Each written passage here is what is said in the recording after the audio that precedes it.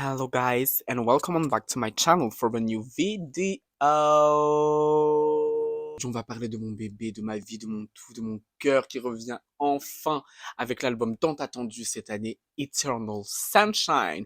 Nous allons parler nul d'autre qu'Ariana Grande. Ariana Grande, c'est quoi? 6 albums sortis entre 2012 et 2020. De Yours Truly à Positions et le tant attendu Eternal Sunshine qui sort dans quelques heures. J'estime, d'après mes recherches, que Ariana Grande aurait vendu plus de 30 millions de disques à travers le monde. C'est quand même une dinguerie. À un moment donné, s'il vous plaît, vous savez que vous mettez notre go ici. Elle a battu des records de dingue sur Spotify. Elle a plus de 90 millions d'auditeurs mensuels et en plus, 12 de ses titres en featuring et solo ont passé le milliard de streams. Put some respect on my girl. Rien, c'est pas les virgules du coin, on est sur les vrais trucs.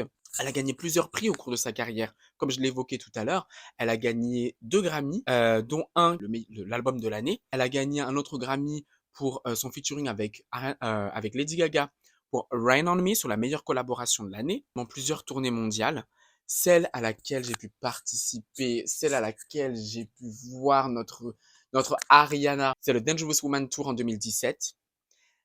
Incroyable. Incroyable. Pas un mois et quelques auparavant, si ce n'est 2 mois et des virgules, qu'il y a eu les attentats à Manchester pendant son concert. Lui arrivé cette année en 2024, compter la sortie de Eternal Sunshine, c'est sa participation au film Wicked, qui sort en fin d'année 2024, où elle en est l'actrice principale. C'est peut-être tout beau tout rose pour notre Miss Ariana Grande, mais il y a quand même certaines choses qu'elle a connues au cours de sa carrière qui n'ont pas forcément été en sa faveur. L'air de Eternal Sunshine, la promo de Eternal Sunshine, tout ce qui touche Eternal Sunshine, la sortie tant attendue de son album dans quelques heures. Il a commencé avec un single promotionnel qui n'est nul autre que Yes and. Des influences très pop, très house, voilà, pop des années 80, etc. machin. Interpol le son Vogue de Madonna. Je pense que pour ceux qui sont très très fins niveau musique, vous avez trouvé direct. Moi, j'ai mis quelques temps avant de comprendre que c'était Vogue de Madonna. Ceux qui ont vu le clip, vous savez du coup ce que ça met en scène, les différentes aires d'albums qu'Ariana a pu nous servir, que ce soit Yours Truly, Dangerous Woman, Thank You Next, au travers de poupées de statues qui représentent en fait ces différents albums. Ariana Grande a dévoilé la tracklist. Et en fait, on peut voir tout simplement autour de la tracklist que c'est comme si elle voulait raconter une histoire. Que ce soit par exemple The Boy Is Mine, We Can Be Friends, Yes and qu'on connaît tous maintenant. On peut voir au travers des titres qu'il y a une espèce d'histoire qu'elle essaye de raconter. Je pense vraiment que cet album, c'est là où elle va mettre sa vérité au travers de toutes les accusations qu'elle a connues. C'est pour ça qu'on va parler des accusations, parce que c'est très très important pour qu'on puisse comprendre pourquoi tous ces titres de singles au sein de cet album. Ce que je trouve étonnant, c'est qu'après l'ère de Positions qui s'est achevée, je pensais vraiment qu'elle allait prendre un virage en fait un peu plus R&B. On peut voir qu'il y a des influences qui sont très très proches du R&B, qui sont pop, enfin voilà. Elle restait quand même dans cette sûreté de pop d'après moi, puis avec des influences R&B, donc je me disais peut-être qu'elle tendait à aller plus vers ça. Quelle fut ma surprise? Yes and est sorti. Et quelle fut la surprise des internautes de voir que presque 12 versions de Yes and sont sorties. Là-dessus, je voulais faire un petit disclaimer, rebondir, etc. En fait, si vous voulez, le fait de sortir plusieurs versions d'un single, c'est tout simplement de s'adapter au mode de consommation. La sortie des applications comme TikTok, le fait qu'aujourd'hui sur TikTok, les gens reprennent certaines musiques et les mettent en version sped up. Les artistes vont sortir des versions longues, des versions sans musique, des versions machin, des versions machin. C'est tout simplement un point pour aider à augmenter les ventes de singles ou d'albums. Acheter un single de manière classique, contrairement à du téléchargement ou du stream via Spotify, ne rapporte pas pareil à l'artiste et à la maison de disques. Mais voilà, pour en revenir en tout cas à Eternal Sunshine et la diffusion de la tracklist, on peut voir qu'il n'y a aucun featuring. Mais genre aucun. Moi, je me suis posé comme ça sur mon canapé, j'ai dit, oh, Tata Grande, tu ne nous sors aucun featuring. C'est aussi un rapport avec l'air de l'album, histoire dedans de marketing. Et la raison pour laquelle je pense qu'il n'y a pas de featuring sur cet album, à part sa grand-mère qui apparaît sur un titre. C'est tout simplement, je pense, une question de direction artistique. Si on prend l'exemple de Doja Cat, j'aime beaucoup illustrer quand je veux vous expliquer quelque chose. Elle avait répondu tout simplement pour cet album Scarlett qu'il n'y avait aucun featuring, et on peut voir il n'y a aucun featuring tout simplement parce qu'elle voulait prendre une autre direction artistique. Je m'attendais pas à ce que ce soit justement un single house avec des influences pop des années 80, etc. Beyoncé, Lady Gaga et Katy Perry ramenaient un peu cet air de pop très house, électro, etc. machin. Au goût du jour, parce que voilà, plusieurs artistes l'ont fait. Par exemple, Dua Lipa, qui surfe là-dessus maintenant, c'est vraiment sa marque de fabrique. Beyoncé, lors de son album Renaissance Acte 1, on peut voir que c'est très pop, house et des influences R&B. Lady Gaga sur le titre 911, Katy Perry sur le titre par exemple Walking on Air. Ils ont vraiment plusieurs à ramener ça au goût du jour. Et je pense que c'est très très intéressant. Aujourd'hui, Yes and culmine à la place 17 du Billboard Hot 100, presque 10 semaines après sa sortie. Que Ariana Grande avait donné une interview auprès de Zach Sang.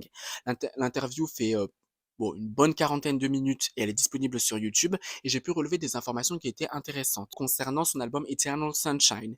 Eternal Sunshine n'aura peut-être pas de tournée mondiale. Elle avait bien laissé sous-entendre dans cette interview, après que Zach Sang lui ait posé des questions, que la scène ne lui manquait, mais qu'elle voulait aussi revenir à ses premiers amours d'actrice parce que, comme vous le savez, elle avait commencé à Broadway à l'âge de 15 ans, puis on l'a même connue au travers de Nickelodeon, au travers de plusieurs séries, Victorious, Sam Cat, elle a fait des apparitions euh, pareil dans la série Netflix, vraiment revenir à ses premiers amours-là. Puis même avec la sortie de Wicked, elle se concentre vraiment sur la promotion de son film qui va sortir du coup à la fin de l'année, je crois en novembre 2024. Maintenant, nous allons passer à une de mes parties favorites. J'ai envie de dire c'est ma série de vidéos, quoi, La Vérité Sûre. Partie accusation.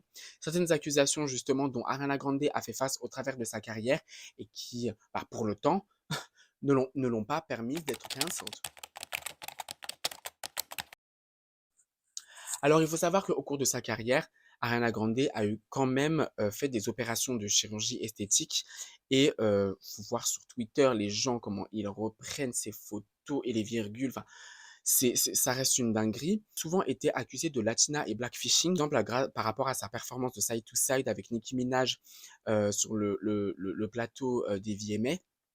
On peut voir qu'elle a la même teinte de peau que Nicki Minaj. Twitter s'est enflammé en expliquant que, oh, Ariana Grande, tu joues à quoi? Pourquoi tu te permets, etc. Puis même les gens font des blagues. On a compris. Quand elle a voulu, du coup, repasser maintenant sur un teint un peu plus acceptable, entre guillemets, maintenant qu'elle est accusée d'Asian phishing, parce que ses yeux sont un peu plus étirés qu'auparavant. Elle avait déjà expliqué dans une interview de Vogue qu'elle a regretté certaines opérations de chirurgie esthétique ou de médecine esthétique, tout simplement parce que elle avait cette peur de vieillir et que elle avait du mal avec son image. Elle a souvent été critiquée justement par rapport à son image, le fait qu'elle était trop mince, qu'à un moment donné elle était trop grosse. C'est un truc qui relève encore du patriarcat, les pensées que les gens ont dans leur imaginaire concernant une femme.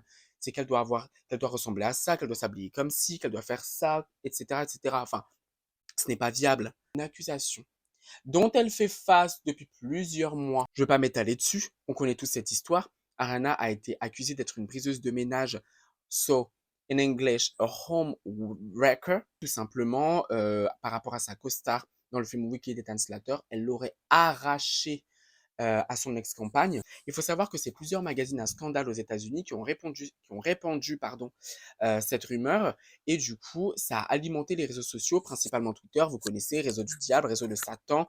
So, leave us alone and leave her alone. Elle n'avait jamais répondu à ces accusations. On pouvait tout lire dans la presse que oui, apparemment, l'ex-femme d'Ethan Slater s'est exprimée en disant qu'elles étaient amies et qu'elle est partie lui a arraché et que voilà, qu'elle l'a détourné, que virgule. La chose qu'elle a faite, c'est qu'elle a réduit l'accès à ses commentaires Instagram. Les seules personnes qui peuvent commenter, c'est les personnes où il y a un abonnement mutuel. Je dis pas que c'est bien. J'essaye pas de la défendre ou quoi que ce soit, mais j'essaie juste de vous dire qu'à un moment donné, un magazine lui-même qui avait répandu la rumeur a décidé de s'excuser en disant que ces rumeurs étaient fausses. Sa meilleure manière d'y répondre, c'est en musique. Je pense que c'est le meilleur moyen pour elle de pouvoir se défendre et de pouvoir parler de ça.